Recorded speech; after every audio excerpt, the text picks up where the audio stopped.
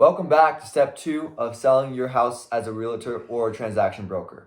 Now in step 2, you're going to be running comps on the house that you got from your client. This is why in step 1, it's extremely important that after you've met with your client, you get the number of bedrooms, number of bathrooms, if you can even get the year built, that's great, but you can get that information, the address, and the garages.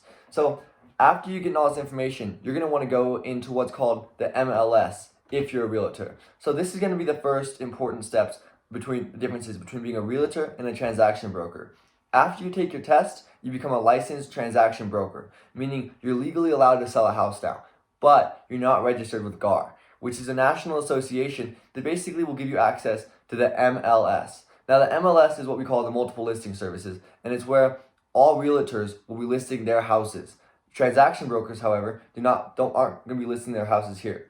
This step guide is going to be really helpful if you're a realtor. And if the first thing I would do if I were you, if you're a transaction broker, is get registered with GAR, because the Greater Associations of Realtors is going to be helping you out by giving you access to the MLS. So basically what's going to happen is once you get access to the MLS, if you have it, you're going to be running comps on the houses, meaning comparison properties. So you're going to be looking at houses that were just sold or are selling or are even for sale sometimes, in a very, very similar area to the house you're trying to sell that you just got from your client. Now, when you do this, you're going to be looking at the comparison properties and seeing how much they're selling for to know how much you can sell your house for. So also what you're going to do after you run your comps is you're going to have access to something called the RPR, the Realtor Property Resource. And this is going to give you a very detailed, most of the time a pretty good estimate of how much your house can sell for and how much every single house is selling for in every single neighborhood. It gives you all the houses estimate of every single property, and that's going to be really helpful after you run your comps to just see how similar your comps are to the houses that you're selling.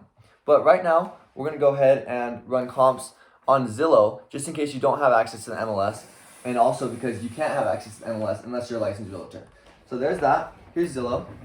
Now in this case we're going to be running comps on 6105 Stargazer Avenue Northwest. Now, the first thing I want to look at, like I said, is the square foot, the bedrooms, the bathrooms, and the garage.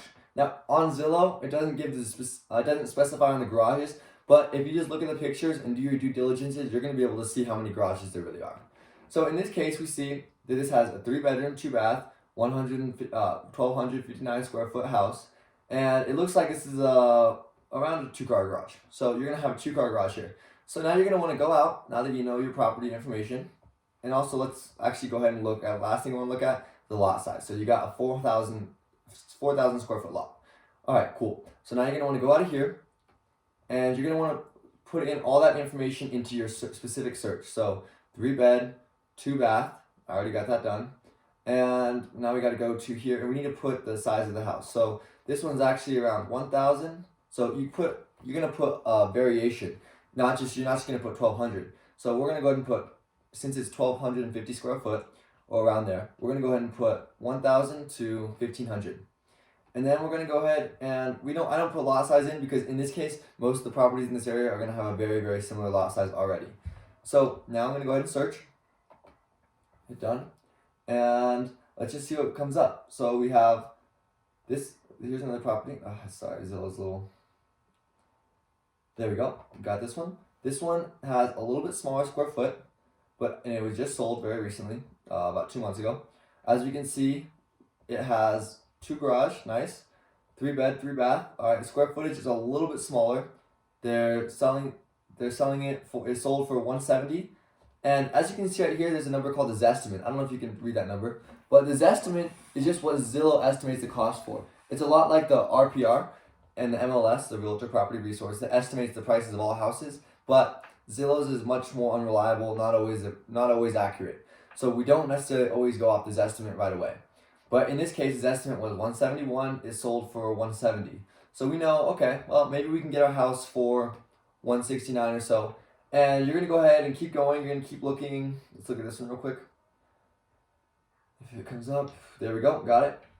And you're going to see, okay, this one actually is the wrong one. Sorry, went off market. You're going to look at this one right here. If you can get, there it goes. All right, cool. So this one, exact same or very, very close to the same square footage. It's Same thing. Look, it also has 2 garages, as we can see. It's 3 beds and 3 beds, 2 baths. Same thing. Let's see what the lot size is down here.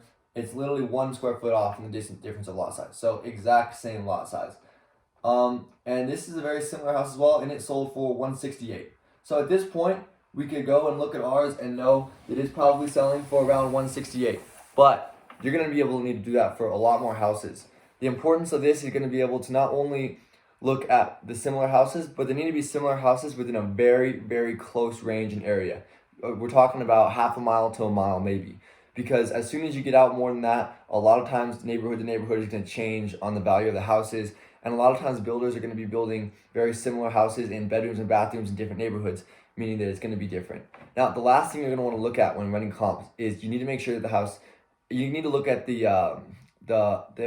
how the house is. Like, you need to look at the condition of the house. That's what I meant. I'm sorry. And the condition of the house is extremely important. If this house is in the same, so you need to be going through all the pictures, making sure that this house doesn't have stainless steel appliances while yours just doesn't have that, or that this house doesn't have nice hardwood floors and yours doesn't have that hardwood floors. So those things are also going to be very important when looking at comps, and you need to make sure that you know that, and therefore you can adjust your price based off that.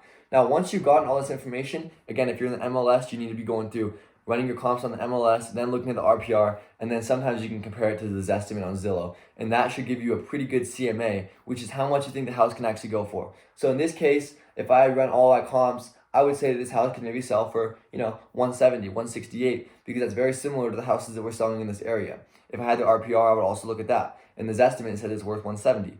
So from that, we can now be ready to, when we meet with the seller, in the next step, when you meet with your client, you can tell them how much you think the house is worth. However, this is important that you do not tell them how much your house is worth. You just tell them how much you think the house is worth, which is something we'll get into in the next video. Thank you.